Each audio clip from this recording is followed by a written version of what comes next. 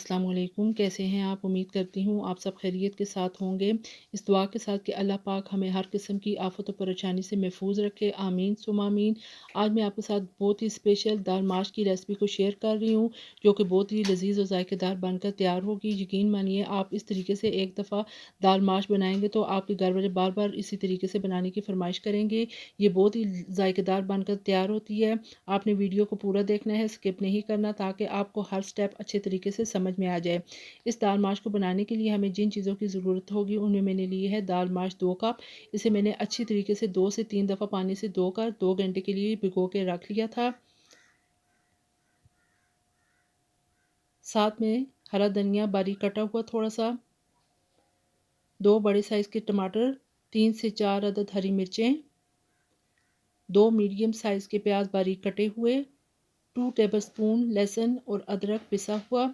इसके अंदर जो मसाले जात इस्तेमाल होंगे उनमें मैंने ली है सुर्ख मिर्च पाउडर 1 टीस्पून, हल्दी पाउडर हाफ़ टी स्पून, नमक हाफ़ टी स्पून, पिसा हुआ गरम मसाला हाफ़ टी स्पून, खुश्क धनिया पिसा हुआ 2 टेबलस्पून, कश्मीरी लाल मिर्च हाफ़ टी स्पून, दड़ा मिर्च हाफ़ टी स्पून, यानी कि 3 किस्म के हम इसके अंदर मिर्चों का इस्तेमाल कर रहे हैं। चलिए जी आज की रेसिपी को बनाना शुरू करते हैं। बिस्मिल्लाहिर्रहमानिर्रहीम। सबसे पहले आपने प्रेशर कुकर के अंदर हाफ़ कप कुकिंग ऑयल डालना है। जैसे ही ऑयल गर्म हो जाए तो आपने इसके अंदर प्याज को शामिल कर देना है।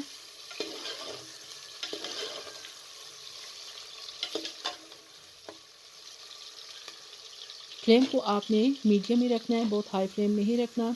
जैसे ही हल्का सा प्याज नरम हो जाए तो आपने इसके अंदर लहसुन और अदरक को शामिल कर देना है।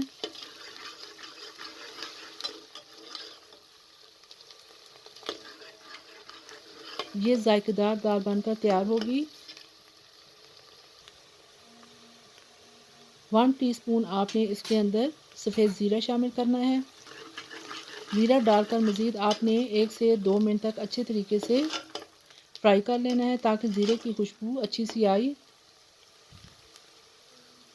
ये देखिए जी ज़ीरे की अच्छी सी खुशबू आना शुरू हो चुकी है। अब आपने इसके अंदर टमाटर को शामिल कर देना है।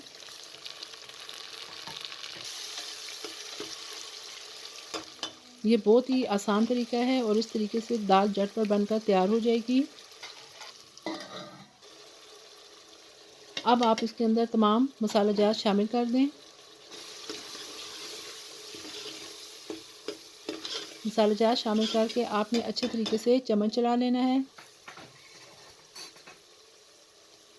साथ में 3 से 4 अदद हरी मिर्चें डाल दें।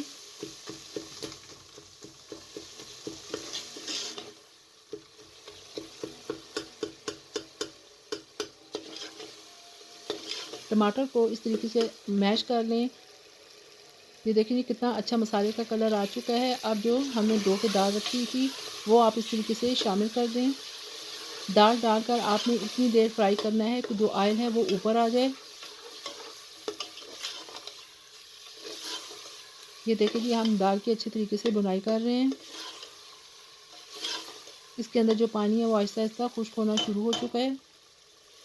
ये देखिए जी अब ऑयल ऊपर आ चुका है। तकरीबन 5 मिनट हमने अच्छी तरीके से बुनाई कर ली है।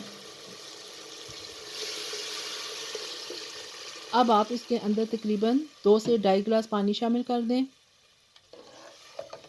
अच्छे तरीके से आपने चम्मच चला लेना है और कुकर का ढक्कन बंद करके तकरीबन 8 से 10 मिनट तक प्रेशर लगाना है, ताकि दाल अच्छे तरीके से गल जाए।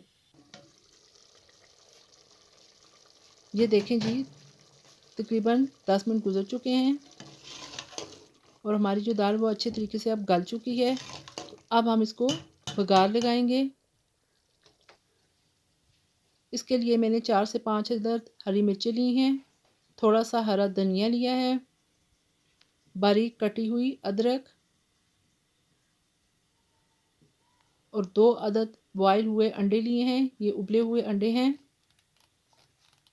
एक फ्राई पैन के अंदर आपने 5 टेबलस्पून कुकिंग ऑयल डालना है। जैसे ही ऑयल गर्म हो जाए तो आपने इसके अंदर अदरक को डाल देना है। अदरक का जैसे ही हल्का सा कलर चेंज होना शुरू हो जाए तो सब्ज़ मिर्चें आपने शामिल कर देनी है। इसके अंदर मैंने 2 लाल मिर्चें भी डाली हैं। क्वार्टर टी स्पून आपने कश्मीरी लाल मिर्च शामिल करनी है। इससे दाल का कलर और ज़्यादा अच्छा हो जाएगा। अब इस तरीके से जो उबले हुए अंडे थे उनको कट करके इस तरीके से डाल दें। ऑयल के अंदर इन्हें भी 1 से 2 मिनट तक फ्राई कर लें। ये बहुत ही मुनफरद तरीका है दाल बनाने का। अब फ्लेम ऑफ कर दें और इस तरीके से आपने दाल को बघार लगा लेना है। ये देखिए जी, आप देख सकते हैं कितनी मज़ेदार दाल तैयार हो चुकी है। अब बारीक कटा हुआ सब्ज़ धनिया इस तरीके से डाल दें। ये देखें जी, देखने में भी कितनी खुशनुमा दाल लग रही है और खाने में भी बहुत ही लजीज और जायकेदार बनकर तैयार हुई है। आप इस तरीके से एक दफ़ा ज़रूर बनाइएगा और मुझे कमेंट बॉक्स में अपनी राय से आगाह कीजिएगा कि आपको मेरी ये रेसिपी कैसी लगी है। अगर आपको मेरी ये रेसिपी पसंद आए तो लाइक कर दीजिएगा, साथ में मेरे चैनल को सब्सक्राइब और शेयर भी कर दें। ये आपकी तरफ से हमारे लिए बहुत बड़ी सपोर्ट है। साथ में बेल आइकन को भी क्लिक कर दें ताकि मेरी हर नई वीडियो आप तक बर वक्त पहुँच सके। इजाज़त दीजिए। अल्लाह हाफिज़।